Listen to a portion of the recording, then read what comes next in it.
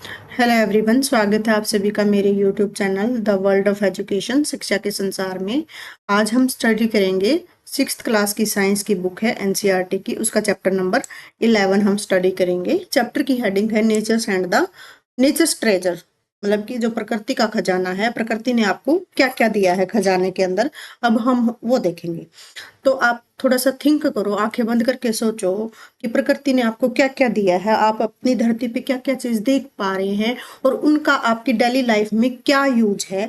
तो आप सोचो और इनको नोट डाउन करो, आप अपनी तरीके से नोट डाउन करो कि आपको नेचर ने क्या क्या दिया है और उसका यूज आप कहाँ कहाँ कर रहे हो। तो आप सभी को पता है कि नेचर क्या है, फुल ऑफ डाइवर्सिटी है नेचर। नेचर में आपको फ्लोरा फोना सब देखने को मिलेगा, आपको माउंटेन हिल्स रिवर सी सब कुछ देखने को मिलेगा, जो बहुत ही रिच है डाइवर्सिटी के अंदर। और जितनी भी चीजें आपको नेचर के अंदर मिल रही हैं वो फ्री ऑफ कॉस्ट मिल रही हैं, तो उनका यूज हमें वाइजली करना चाहिए और बहुत ही रिस्पॉन्सिबिलिटी के साथ करना चाहिए। इस चैप्टर में यही बताया गया है कि नेचर ने हमें बहुत सारी अनमोल चीजें दी हैं जो हम डेली लाइफ में यूज करते हैं, चाहे पानी है, चाहे हवा है, चाहे खाना है, चाहे आप कोई भी चीज लगा लो जो प्रकृति ने हमें दी है। तो उसने हमसे कोई पैसा नहीं वसूला है, कोई चार्ज वो हमसे नहीं लेती है।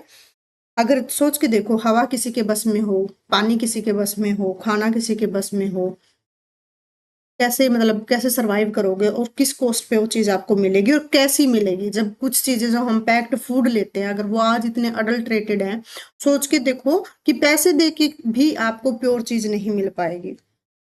तो हमें जो नेचर की चीजें हैं उनको सोच समझ के यूज करना है, सस्टेनेबल तरीके से यूज करना है, ताकि वो किसी और के लिए भी बची रह सके। तो नेचर से हमें क्या मिलता है अभी? हवा, पानी, भोजन, सब कुछ मिलता है।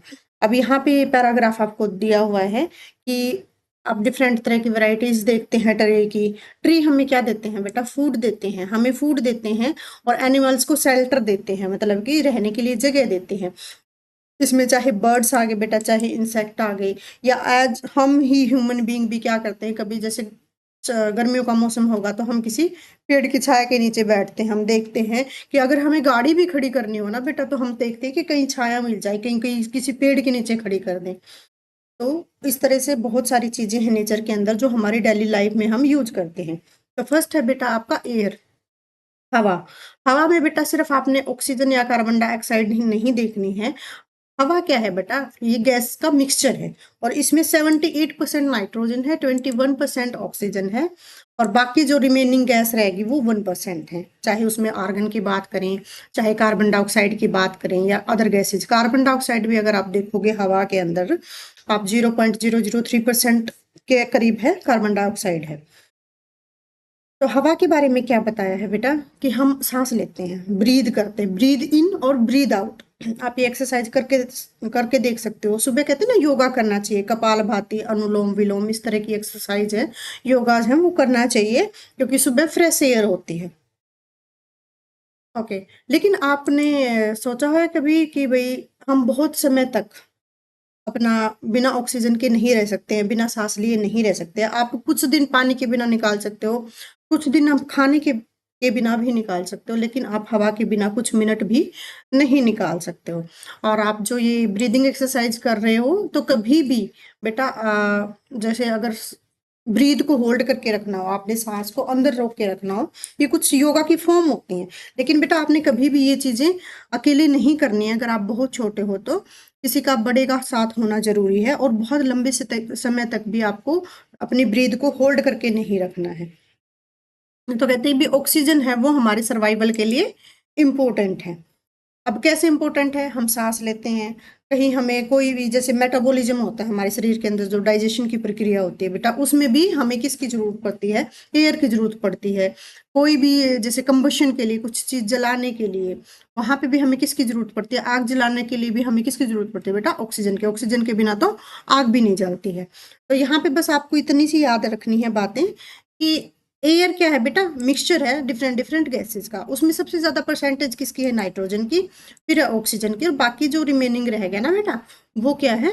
वो आपका अदर गैसेस, चाहे आर्गन है, चाहे कार्बन डाइऑक्साइड है, जो और भी गैसेस रहेगी हवा के अंदर। और परसेंटेज हम नापते हैं। परसेंटेज का मतलब बेटा होता है कि नंबर ऑफ पार्ट्स इन 100। अभी 100 नंबर में कितनी चीज आपके हिस्से में आ रही है, मतलब 100 में से अगर 21, 22, 23, 50, 60, 70 मतलब ये चीज अगर आपके हिस्से में आ रही है तो उसको बोलेंगे कि मान लो 100 में से आपको 60 नंबर मिले तो 60% आपके नंबर हुए। तो ये परसेंटेज का मतलब है। ओके, और फिर हवा से हम क्या बनाते हैं बेटा? हवा से हमें एनर्जी भी मिलती है। आपने कई बार अगर आप राजस्थान साइड गए हो या हमारे कोस्टल एरिया के साइड अगर गए होगे तो आपने बड़ी बड़ी पवन चक्कियां देखी होगी जिनको विंड मिल कहते हैं। तो ये हवा से घूमती हैं और घूमने से क्या होता है बेटा? इलेक्ट्रिसिटी जनरेट होती है। तो हवा हमारे इस तरीके से भी काम आता है। आपने बड़े बड़े विंड फार्म या विंड मिल भी देखे होंगे, जैसे कुछ एक एग्जाम्पल आपकी बुक के अंदर दिए हुए हैं। मुपांडल विंड फार्म है आपका, ये है तमिलनाडु के अंदर। जैसलमेर के अंदर है एक विंड पार्क। जैसलमेर कहाँ पड़ता है बेटा? राजस्थान के अंदर पड़ता है। और ब्रनवेल विंड पार्क है आपका, ये है महाराष्ट्र के अंदर। ये कुछ एग्जांपल्स आपके बुक के अंदर दिए हुए हैं जो आपको याद रखना है। तो इनकी लोकेशन अगर आप देखना चाहो बेटा, इनकी लोकेशन भी देख सकते हो। मैं आपको लोकेशन भी इनकी दिखाती हूँ कि भी कहाँ कहाँ पे ये डिस्ट्रिक्ट आपके पड़ते हैं। अभी थोड़ा सा ना नेट स्लो चल रहा है, मैं कोशिश करती हूँ अगर आपको दिखा पाऊँ तो। ओके, हमारा नेट है वो स्टार्ट हो गया है, होपफुली मैं आपको चीजें दिखा पाऊँ। ये देखो बेटा, ये है अर्थ, ठीक है, और ये है हमारा इंडिया, है ना। अभी हम बात कर रहे थे बेटा, किसकी बात कर रहे थे? हम बात कर रहे थे राजस्थान की, राजस्थान के जैसलमेर में। और हम बात कर रहे थे महाराष्ट्र की, और हम बात कर रहे थे तमिलनाडु की। तो ये हमारे डिस्ट्रिक्ट है, आप देख सकते हो। ये राजस्थान है, ठीक है, ये महाराष्ट्र है और ये तमिलनाडु है। तो ये डिस्ट्रिक्ट है जहाँ पे विंड फार्म है और जिनके एग्जाम्पल्स मतलब कई जगह हैं विंड फार्म, लेकिन जो एग्जाम्पल आपकी बुक के अंदर दिए हुए वो मैंने आपको दिखाए हैं मैप के अंदर। फिर हम बात करते हैं बेटा वाटर की। अब वाटर का यूज कहाँ कहाँ करते हैं बताओ? वाटर सबके लिए जरूरी है, पौधों के लिए, एनिमल्स के लिए। हम पीने के लिए वाटर को यूज करते हैं, कुकिंग में यूज करते हैं बेटा, खेती बाड़ी में सिंचाई के लिए यूज करते हैं, ठीक है। तो बाथरूम के लिए यूज करते हैं, बहुत जगह है हम वाटर को क्या करते हैं? यूज करते हैं। तो ड्रिंकिंग वाटर की जो अवेबिलिटी है ना बेटा, फ्रेश जो ड्रिंकिंग वाटर है वो बहुत ही 1% से भी कम है। ड्रिंकिंग वाटर देखा जाए तो सारी धरती पे पानी पानी है, 70% धरती पे पानी है, लेकिन पीने के लिए जो पीने की फॉर्म में पानी है वो नहीं है, ठीक है। उसको बनाने के लिए अगर सी वाटर को हम ड्रिंकिंग वाटर में कन्वर्ट करेंगे तो बहुत कॉस्टली पड़ेगा बेटा। उसमें बहुत आपको बड़ी बड़ी मशीनें चाहिएंगी, उसके लिए पैसा चाहिएगा। और फिर वो इतना ब्रैकिश वाटर है, इतना साल्टी वाटर है कि आपकी मशीनें भी खराब होने के चांसेस ज़्यादा रहते हैं। तो हमें वाटर का यूज भी बड़ी प्रिसाइजली करना है, बड़ी जिम्मेवारी के साथ करना है। क्यों करना है बेटा? क्योंकि देखो कई बच्चों की आदत होती है, और बच्चों ही भी क्यों, बड़ों की भी आदत होती है। हम जैसे ब्रश करते हैं, टैप खुली छोड़ देंगे, चलती रहेगी, हम ब्रश करते रहेंगे। नहीं बेटा, आपने अपना ब्रश थोड़ा सा वेट करके, गीला करके आप ब्रश करो, तब तक टैप को ऑफ रखो। जब आपको अपना कुल्ला करना हो तब आप टैप को ऑन करो। तो इस तरह से आप कुछ चीजें यूज कर सकते हो। जैसे कि बाथिंग में कई बार हम शावर से नहाते हैं, तो शावर की बजाय बेटा आप टब में या बाल्टी में अपना पानी भर सकते हो वहां पे। इस तरीके से अगर हम यूज करेंगे वाटर को तो वो थोड़ा सा क्या होगा? कम खर्च होगा, थोड़ा सा हम वाटर को सेव कर सकते हैं। जैसे बेटा एसी से पानी निकलता है, तो एसी का पानी जो है वो हम किस में यूज कर सकते हैं? मोपिंग में यूज कर सकते हैं, पौधों में यूज कर सकते हैं। तो इस तरह से हमें वाइजली यूज करना है। यही बताया हुआ है कि 2/3 जो सरफेस है ना अर्थ का, वो क्या है बेटा? वाटर से भरा हुआ है। Water in the form of ocean और सी की फॉर्म में, लेकिन ये वाटर बहुत ही सलाइन है। सलाइन मतलब बेटा नमकीन है, और ये फिट नहीं है किसके लिए? ना ही किसी डोमेस्टिक वर्क के लिए, ना ही एग्रीकल्चर के लिए, और ना ही इंडस्ट्री के यूज के लिए। इसके लिए हमें क्या चाहिए? इन एक्टिविटीज के लिए हमें फ्रेश वाटर की नीड है। और वो किसकी फॉर्म में है बेटा? या तो आइस की फॉर्म में मिलेगा आपको, या रिवर में मिलेगा, या लेक में मिलेगा, या अंडरग्राउंड वाटर मिलेगा, और जो कि बहुत कम परसेंटेज है। और स्नो कब मेल्ट होगी बेटा? गर्मियों में स्नो मेल्ट होगी, जब जाके स्नो का पानी आपको मिल पाएगा। और ग्राउंड वाटर भी, अगर हम बहुत ज्यादा ग्राउंड वाटर को इरिगेशन में यूज करेंगे तो ग्राउंड वाटर का लेवल है बेटा वो क्या चला जाएगा? बहुत ही नीचे चला जाएगा। तो रिवर, कुल मिला के रिवर हो गए, पोन्ड हो गए, तो ये क्या है? वेल हो गए। ये इजी एसेसिबल है कि भी यहाँ से हम इजीली पानी को ले सकते हैं। अच्छा, जैसे रेन वाटर हार्वेस्टिंग भी कर सकते हैं बेटा। जो बरसात आती है तो वो बहुत ही अच्छा पानी होता है, फर्स्ट बरसात को छोड़ के सेकंड बरसात, या फिर जैसे पहली बरसात आती है कुछ टाइम बाद का जो पानी है। आजकल तो बेटा सबकी जो छतें हैं ना वो पक्की होती, पहले टाइम पे कच्ची छतें होती तो मिट्टी साथ में आती थी, अब सबकी छतें हैं वो पक्की होती हैं। तो हम रेन वाटर हार्वेस्ट इजीली कर सकते हैं, और उसका यूज बाद में हम बेटा किस में यूज कर सकते हैं, नहाने में कर सकते हैं, कपड़े धोने में कर सकते हैं, इवन पीने में कर सकते हैं। तो बहुत सारी एक्टिविटीज में हम वो पानी बाद के लिए यूज कर सकते हैं। राजस्थान के कई एरिया में बेटा रेन वाटर हार्वेस्ट किया जाता है। उनके जो फील्ड में आपने देखा होगा कुएं जैसे सेब की छोटी छोटी टंकियां लगी होती हैं, मतलब ऊपर से देखने में छोटी लगेंगी लेकिन नीचे उनके अंडरग्राउंड बड़ा बेसमेंट होता है वो खेतों के अंदर। वो इसलिए बेटा क्योंकि वो रेन वाटर को हार्वेस्ट कर लेते हैं, बाद में उनके पौधों के लिए, उनकी फसल के लिए या उनके पशुओं के लिए वो उस चीज को यूज करते हैं। तो अभी ये देखो मैप के अंदर आप देखो कि कह रहे हैं ना कि 2/3 सरफेस है वो ओशियन और सी से भरा पड़ा है, पानी से भरा पड़ा है। अब देखो जहां जहां भी अर्थ के ऊपर आपको ये ब्लू कलर नजर आ रहा है बेटा, सब जगह इसका मतलब ये है कि पानी ही पानी है, लेकिन फ्रेश वाटर जो एक्चुअल में हमें चाहिए वो बहुत ही कम है। अच्छा, ये wastage of water in your daily activity, ये कॉलम दिया हुआ बेटा, इसमें एक्टिविटी दी हुई है हैंड वॉश के टाइम पे कि भाई कैसे वाटर वेस्ट होता है और कैसे हम पानी को बचा सकते हैं। ये आपने सुजेशन देने हैं। ऐसे ही जब हम कपड़े धोते हैं या बर्तन साफ करते हैं या फिर भाई शावर लेते हैं, कुकिंग करते हैं, गार्डनिंग करते हैं, तो इसमें आप देख सकते हो कि भी कौन कौन ये एक सारी एक्टिविटी हैं जिसमें पानी वेस्ट होता है, और इस वेस्टेज को बचाने के लिए हम और कौन से तरीके अपना सकते हैं ये आपने इस कॉलम में फिल करने हैं। आप थोड़ा सा ब्रेनस्टॉर्मिंग करो और देखो कि क्या क्या अल्टरनेटिव वेज हो सकते हैं जिसमें हम पानी की सेविंग कर सकते हैं। जैसे इन्होंने बताया कि अगर आपकी टूटी है वो टप टप करती रहती है, कईयों की टूटी टप टप टप लीकेज होती है, तो आप उसको फिक्स कर दो, है ना। Recycling water and water harvesting also help in saving water. जैसे मैंने आपको पहले बताया था कि रेन वाटर को हार्वेस्ट कर सकते हो, एसी का पानी यूज कर सकते हो, आरओ का पानी है वो मोपिंग में यूज कर सकते हो, पौधों में दे सकते हो ना, उससे अपनी गाड़ी धो सकते हो। तो बहुत सारे यूजेज हैं उस वाटर के, तो इस तरह से हम वाटर को सेव भी कर सकते हैं। अब कह रहे कि जो हमारी कंट्री है ना बेटा वो बहुत ही ब्लेस्ड है, हमारा देश है ना, उस पे क्या कहते हैं, भगवान जी की कृपा है। हमारे पास बहुत सारी नदियां हैं, बहुत सारी झरने हैं, लेक्स हैं। अब ये कह रहे हैं, क्या कभी आपने नोटिस किया है प्लास्टिक बैग और रैपर्स जो फ्लोट करते रहते हैं सरफेस ऑफ वाटर को? इसका मतलब क्या है बेटा, हम हमारी रिवर्स को पोल्यूट कर रहे हैं। और आपने कई बार देखा होगा जैसे ये विसर्जन करते हैं, किसी मूर्ति का विसर्जन कर दिया या फिर पूजा का मटेरियल है, धूप बत्ती, आपने देखा होगा ना कई बार गंगा के घाट पे वो धूप अगरबत्ती फूल वूल और कई लोग दूध भी उसके पानी के अंदर डालते हैं। तो इससे बेटा क्या होता है, हमारी नदियां हैं वो पोल्यूट होती है बहुत ऑफ द, मतलब ये क्या कहते हैं, इंडस्ट्री का जो वाटर है वो भी बिना ट्रीट किए सीधा नदियों में छोड़ दिया जाता है, तो उससे भी हमारा वाटर क्या होता है बेटा, पोल्यूट होता है। तो ये चीजें हमें रोकनी है, हमारे वाटर को हमने क्लीन रखना है। अब यहीं पे ये लिखा कि discuss with your friends in the class you can do to reduce water pollution, भी आप कैसे वाटर पोल्यूशन को रिड्यूस कर सकते हो उसके बारे में आपने एक कुछ लाइनें हैं वो लिखनी है, नोट करने, कुछ सजेशंस हैं वो आप बता सकते हो। और हमें पता है कि जो पोल्यूटेड वाटर है बेटा वो फिट नहीं है कंजम्पशन के लिए लिविंग बींग्स, उसमें चाहे पौधा आ गया, चाहे एनिमल्स आ गए, चाहे हम ह्यूमन बींग्स आ गए। पहले ही मैंने बताया कि फ्रेश वाटर रिसोर्सेज हैं वो लिमिटेड हैं, और स्टोरेज है, there is a storage of water in many parts of in shortage of water.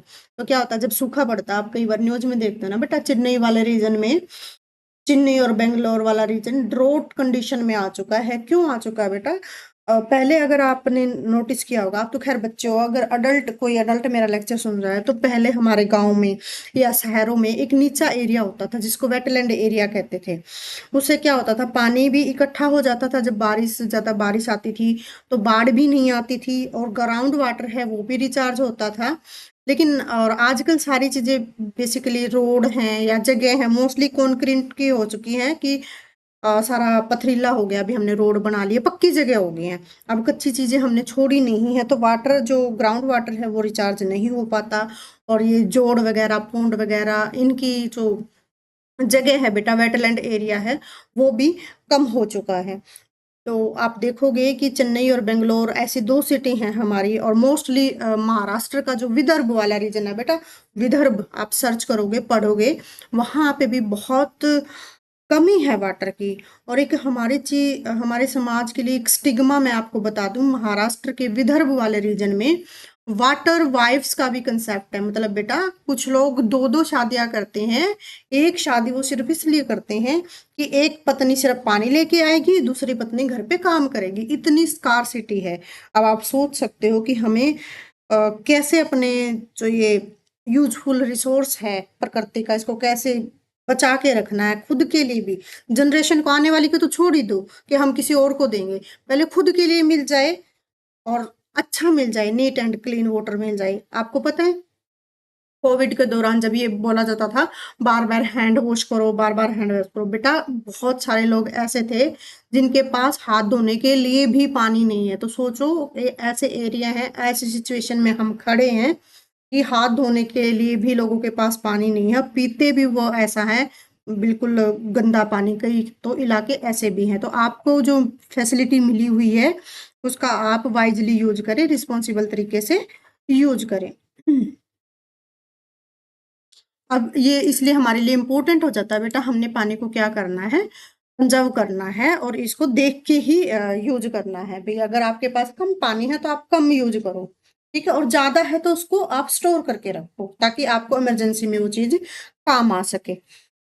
जैसे ये कंसेप्ट था रेन वाटर हार्वेस्टिंग का, ये फिगर दिखा रखा है आपकी बुक के अंदर। यहाँ पे दिखा रखा है भी पानी है, वो बादल है बरस रहे हैं, छतों से पानी आ रहा है, इन्होंने बेसमेंट में एक टंकी बना रखी है और ये फिल्टर होके यहाँ पे अंडरग्राउंड वाटर है वो सेव हो रहा है। और इस तरह की जो बावड़ी सिस्टम भी होता है राजस्थान के अंदर मिलेगा आपको, गुजरात के अंदर मिलेगा। रानी की वाव देखी है ना आपने, रानी की वाव शायद एक करेंसी पे भी छपी हुई है हमारे, किस नोट पे छपी हुई है आप मुझे ये बताना कि भारत के अंदर किस नोट पे भी 50 के, 100 के, 10 के, 20 के, कौन से नोट पे रानी की वाव का फिगर छपा हुआ है, आपने वो बताना है मुझे कमेंट सेक्शन में।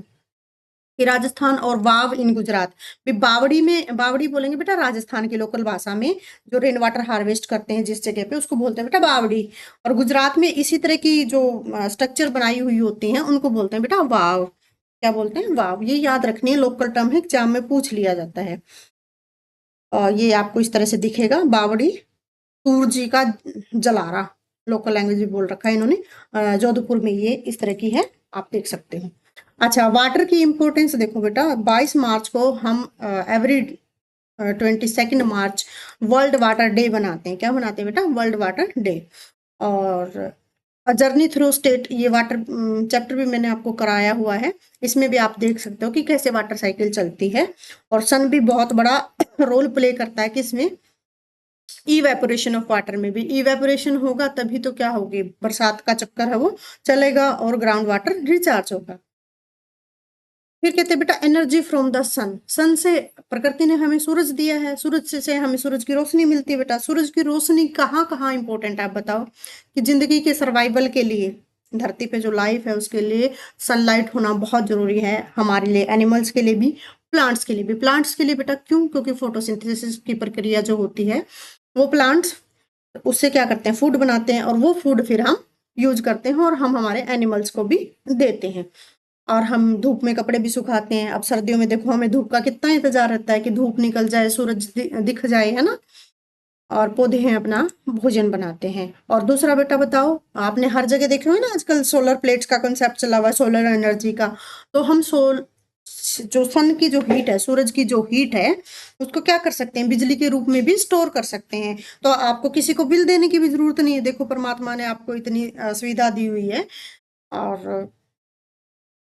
और आप इसमें देख सकते हो, यहाँ पे ये फिगर दिखाया हुआ है कि uses of the solar energy. अब जैसे हम इलेक्ट्रिसिटी का यूज करते हैं बेटा, जो थर्मल इलेक्ट्रिसिटी होती है, बिजली जो होती है, जो कोयले से चल बनती है, लेकिन हम यहाँ पे कोयले का यूज भी नहीं करना पड़ेगा, हवा का पोल्यूशन भी नहीं होगा। आप डायरेक्ट सन से हार्वेस्ट कर सकते हो लाइट को। और जैसे और काम में हम यूज कर सकते हैं भाई, फैन चला लिया, बल्ब जला लिया, कोई भी मतलब जो भी इलेक्ट्रिसिटी के इंस्ट्रूमेंट्स हैं वो सब इनसे चल सकते हैं। और आप बेच भी सकते हो, गवर्नमेंट ने इस तरह की फैसिलिटी दी हुई है कि अगर आपके पास सोलर प्लेट ज़्यादा हैं और जो एनर्जी आप यूज नहीं कर रहे हो वे सोलर ग्रिड से कनेक्ट करके आप अपनी इलेक्ट्रिसिटी गवर्नमेंट को सेल भी कर सकते हो और उससे पैसा भी कमा सकते हो।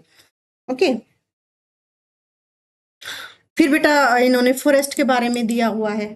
फॉरेस्ट भी क्या है? प्रकृति का एक खजाना है। अब फॉरेस्ट से आपको क्या क्या मिलता है बताओ।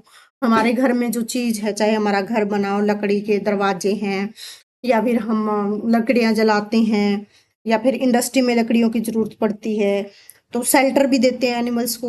यहाँ जो जीव जंतु है, फ्लोरा एंड फौना है, वो भी सारा जंगलों में रहता है। पशु पक्षियों को जगह मिलती है, खाने के लिए भोजन मिलता है। ठीक है। तो ये क्या प्रोवाइड कराते हैं? शेल्टर देते हैं, फूड देते हैं, किसको? एनिमल्स को, बर्ड्स को, इवन ह्यूमन बींग्स को। और हम क्या करते हैं, जैसे ये अपनी जो कॉस्टली ट्री होते हैं देवदार के, चीड़ के और जो चंदन के पेड़ होते थे, पहले इनकी स्मगलिंग होती थी जो साउथ वाले रीजन में, ये भी मतलब काफी हम इंटरनेशनल सेल भी करते हैं क्योंकि जो भारत के अंदर जो लकड़ियां हैं उनका क्वालिटी है वो बहुत अच्छी है। तो हम हमारे लिए एक रेवेन्यू का सोर्स भी है गवर्नमेंट के लिए। और कुछ प्लांट्स ऐसे होते हैं बेटा, पेड़ पौधे ऐसे होते हैं जो मेडिसिन के रूप में यूज होते हैं। और हम क्या मनाते हैं बेटा? वन महोत्सव भी मनाते हैं। 5 जून को हम क्या मनाते हैं? पर्यावरण दिवस मनाते हैं ना। हाँ, वन महोत्सव की मनाती है हमारे गवर्नमेंट की, हर साल वन महोत्सव मनाया जाए और पेड़ लगाए जाएं, हवा को स्वच्छ किया जाए और तो ग्रीनरी है वो बढ़ाई जाए। ये एक आपके यहाँ पे फिगर दिया हुआ है। चिपको आंदोलन चला था बेटा, कहाँ पे चला था? ये उत्तराखंड में चला था 1970 में। यहाँ को पेड़ों को काटने के लिए मतलब जब जाते हैं तो उस टाइम जो लोकल कम्युनिटी होती है वहाँ की जो इसका विरोध करता है और पेड़ों से चिपक जाते हैं। क्यों? क्योंकि कहते हैं भी पेड़ हमारे क्या है, हम इंडियंस क्या है बेटा, पेड़ों की पूजा करते हैं। पीपल की पूजा आपने देखी है। और त्रिवेणी जिसमें हम नीम, बड़ पीपल लगाते हैं, है ना, उसमें उसकी हम पूजा करते हैं बेटा। क्यों? हमारे लिए पूजनीय है, हम इनमें इनमें देवता देखते हैं। तो अभी लोकल कम्युनिटी इनको बहुत ही सेक्रेड मानती है। तो ये आंदोलन चला था, चिपको आंदोलन, ये आपको याद रखना है। किससे रिलेटेड है? ये उत्तराखंड से रिलेटेड है, पेड़ों से रिलेटेड है। ओके। उसके बाद आपको यहाँ पे दिया हुआ है सोयल, रॉक्स और मिनरल्स के बारे में बताया हुआ है कि धरती में हमें मिट्टी मिलती है।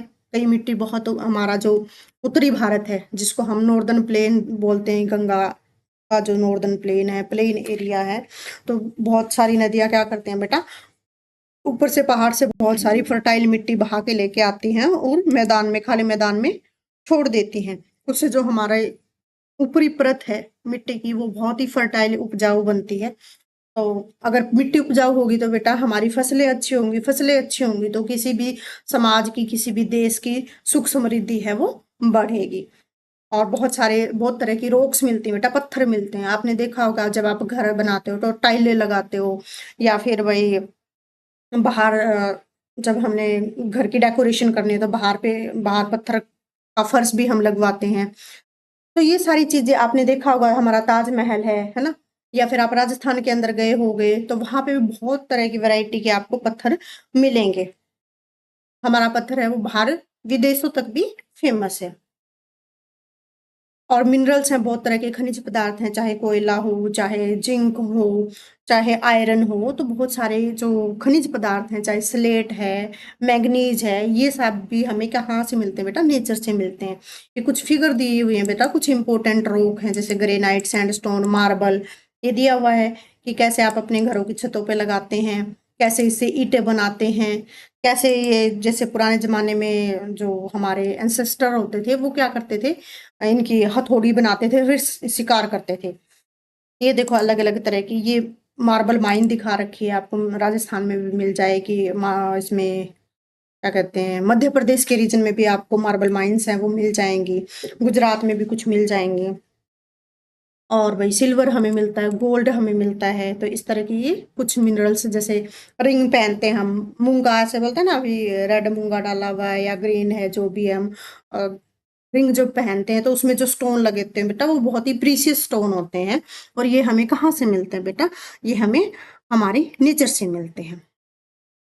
फिर फॉसिल फ्यूल्स, जिसमें कोयला क्या है बेटा? कोयला क्या है?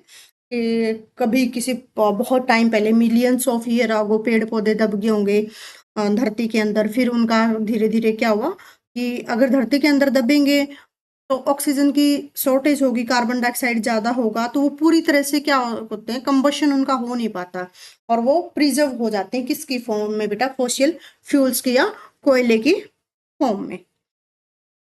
तो ये सारी चीजें हैं। अब जैसे यहाँ पे इन्होंने बताया है कि टाइप ऑफ व्हीकल और टाइप ऑफ फ्यूल यूज्ड, जैसे कि पेट्रोल डीजल है ना डालते हैं, आजकल इलेक्ट्रिक व्हीकल्स आ गए हैं, तो ये हम सब को कहाँ से मिल रहा है बेटा, कैरोसिन हो गया, पेट्रोल हो गया, डीजल हो गया, कहाँ से मिल रहे हैं बेटा, ये हमें नेचर से मिल रहे हैं, धरती के अंदर से मिल रहे हैं।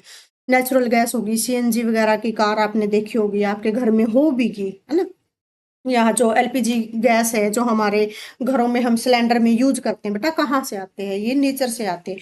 तो ये सारे किसके एग्जाम्पल्स हैं बेटा, ये फॉसिल फ्यूल्स के एग्जाम्पल हैं, ये आपने याद रखना है। सीएनजी की फुल फॉर्म क्या होती है बेटा, कंप्रेस्ड नेचुरल गैस, और एलपीजी की फुल फॉर्म क्या होती है बेटा, लिक्विफाइड पेट्रोलियम गैस। आपने ये याद रखना है। ये कुछ एग्जाम्पल्स आपकी बुक में दिए, कोयला ऐसा दिखेगा आपको, पेट्रोल पंप आपने देखे होंगे, और कंटेनर अगर जब one place to another place अगर हमें गैस मूव करनी हो तो ये ऐसे बड़े बड़े कंटेनर्स में भर के लेके जाते हैं अंडर प्रेशर। ओके, तो आजकल हम क्या करने लगे बेटा, सीएनजी से हम व्हीकल चलाते हैं, या इलेक्ट्रिक व्हीकल, सरकार इलेक्ट्रिक व्हीकल पे जोर दे रही है ना, आपने देखा होगा छोटे छोटे बच्चे आजकल स्कूटी चलाते फिरते हैं, इलेक्ट्रिक स्कूटी। इलेक्ट्रिक व्हीकल्स को सरकार प्रमोट कर रही है बेटा, उसमें सब्सिडीज भी दे रही है सरकार, क्यों, क्योंकि ताकि हम फोसिल फ्यूल्स की डिपेंडेंसी है वो कम कर सके, क्योंकि बेटा हम तेल है वो मिडल ईस्ट से खरीद के लगाते हैं। मिडल ईस्ट मतलब जो ये हो गए ईरान इराक हो गए, और इधर से रशिया हो गया या अमेरिका हो गया, इनसे हम क्या करते हैं बेटा, इन कंट्रीज से हम क्या करते हैं, क्रूड ऑयल कच्चा तेल निकाल लाते हैं, और उस कच्चे तेल से हम फिर अलग अलग चीजें बनाते हैं। आपने नाम सुना होगा पानीपत की रिफाइनरी का, है ना। तो आप कच्चे तेल से बेटा आप ये वैसलीन, जो वैसलीन जेली लगाते हो, ये भी किससे निकलती है, उस क्रूड ऑयल से ही निकलती है। तो अलग अलग पेट्रोलियम प्रोडक्ट बनाते हैं, और पेट्रोल डीजल अलग अलग लेयर में है वो सेपरेट करते हैं। तो हम इन देशों से अपनी डिपेंडेंसी को कम कर सकें, इसलिए सरकार क्या कर रही है, इलेक्ट्रिक व्हीकल्स पे मूव कर रही है।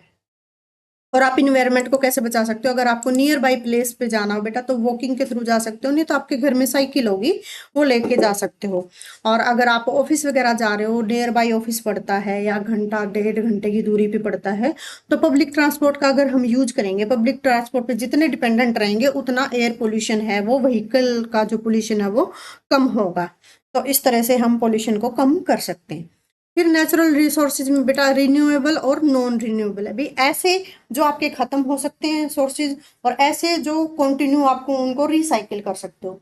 जैसे कि आपको पता है कि फोसिल फ्यूल्स हैं वो हमारे खत्म हो सकते हैं, नेचुरल रिसोर्स में आते हैं, लेकिन सन है भाई, सन तो चल ही रहा है, सोलर एनर्जी तो चलेगी, वो तो आपकी खत्म नहीं होगी। विंड एनर्जी भी कंटिन्यू चलेगी, वाटर एनर्जी है वो क्या है बेटा, ये रिन्यूएबल में है, मतलब बार बार आप इनका यूज कर सकते हो। जैसे फॉरेस्ट है, अगर आप काटते जाओगे बेटा, काटते जंगल काटते जाओगे, फिर मिलेंगे आपको, लकड़ी मिलेगी, नहीं मिलेगी। सोयल है, अगर सोयल को हमने मतलब ऐसे ही हम फर्टिलाइजर्स का यूज करते रहे तो क्या हो जाएगा, एक दिन हमारी धरती है वो खराब हो जाएगी, अनफर्टाइल रह जाएगी वो, तो उसमें उसके अंदर कुछ भी नहीं।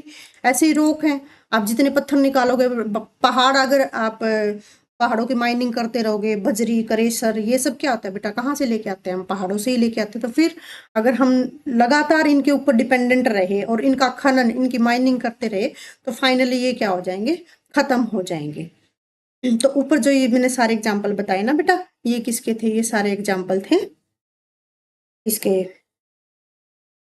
नॉन रिन्यूएबल एनर्जी सोर्स के, या नॉन रिन्यूएबल सोर्सेज के एग्जाम्पल थे।